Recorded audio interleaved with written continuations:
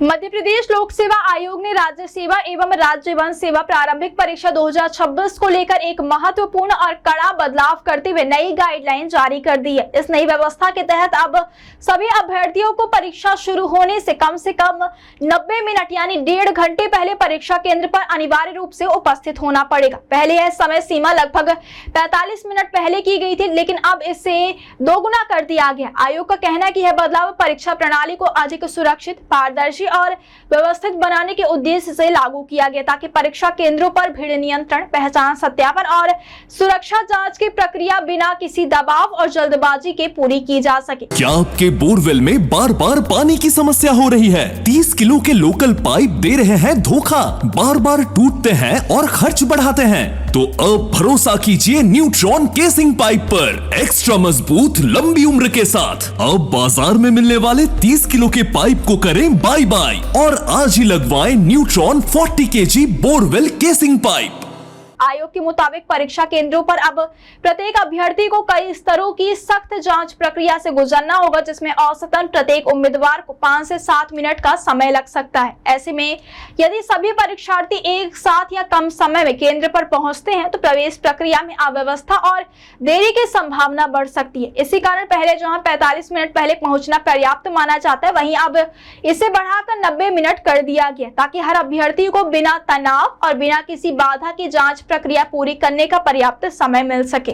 आयोग का यह भी मानना है कि इस कदम से परीक्षा केंद्रों पर अनुशासन और समय प्रबंधन दोनों में सुधार होगा। इस परीक्षा के तहत कुल 191 पदों पर भर्ती की जाएगी, जिसमें राज्य सेवा परीक्षा के लिए 155 पद और राज्य वन सेवा के लिए 36 पद निर्धारित किए गए हैं। इस भर्ती प्रक्रिया को लेकर युवाओं में पहले से ही भारी उत्साह देखने को मिल रहा है। आवेदन प्रक्रिया 10 जनवरी से 9 फरवरी तक चली थी, जिसमें लगभग 1,35,000 से अधिक अभ्यर्थियों ने पंजीयन कराया था। इतने बड़े स्तर पर प्रतियोगिता होने के कारण आयोग ने परीक्षा व्यवस्था को और अधिक मजबूत एवं तकनीकी रूप से सुरक्षित बनाने पर विशेष ध्यान दिया है, ताकि किसी भी प्रकार की अनियमितता की संभावना समाप्त की जा सके। परीक्षा के कार्यक्रम के मुताबिक अभ्यर्थियों के एडमिट कार्ड 16 अप्रैल से जारी किए जाएंगे, जबकि मुख्य प्रारंभिक परीक्षा 26 अप्रैल को आयोजित की जाएगी। यह परीक्षा पूरे प्रदेश में एक साथ आयोजित होगी, जिसके लिए व्यापक स्तर पर तैयारियां की जा रही हैं।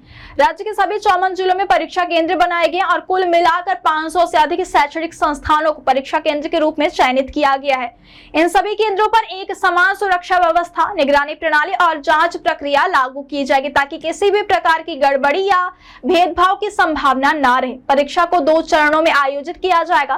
पहला पेपर सुबह 10 बजे से 12 बजे तक होगा, जिसमें सामान्य अध्ययन से संबंधित प्रश्न पूछे जाएंगे। इसके बाद दूसरा पेपर दोपहर 2:15 से 4:15 तक होगा, जिसमें सामान्य अभिरुचि और विषय आधारित प्रश्न शामिल होंगे। दोनों ही पेपरों के बीच पर्याप्त अंतर रखा गया, ताकि अभ्यर्थियों को आराम करने और अगले पेपर की तैयारी का समय मिल सके। इसके साथ ही एक और महत्वपूर्ण नियम लागू किया गया है कि परीक्षा शुरू होने से 30 मिनट पहले सभी परीक्षा केंद्रों के प्रवेश द्वार बंद कर दिए जाएंगे, जिसके बाद किसी भी अभ्यर्थी को अंदर प्रवेश की अनुमति नहीं होगी, चाहे वह कितनी भी देरी से क्यों ना पहुंचा। नई गाइडलाइन के तहत सुरक्षा और पहचान प्रक्रिया को भी पहले से अधिक मजबूत किया गया। अभ्यर्थियों को 3 स्तरों की जांच प्रक्रिया से गुजरना होगा। सबसे पहले प्राथमिक जांच के तहत प्रवेश के समय एडमिट कार्ड की जांच की जाएगी और अभ्यर्थी की फोटो से उसकी पहचान का मिलान किया जाएगा। इसके बाद दूसरे चरण में फ्रिस्किंग प्रक्रिया लागू होगी, जिसमें परीक्षा केंद्र के प्रवेश द्वार पर मेटल डिटेक्टर की सहायता से जांच की जाएगी और इसके बाद मैनुअल तलाशी भी ली जाएगी, ताकि यह सुनिश्चित किया जा सके कि कोई भी अभ्यर्थी मोबाइल फोन, स्मार्ट वॉच या अन्य किसी इलेक्ट्रॉनिक उपकरण के साथ अंदर प्रवेश न कर सके। अंतिम और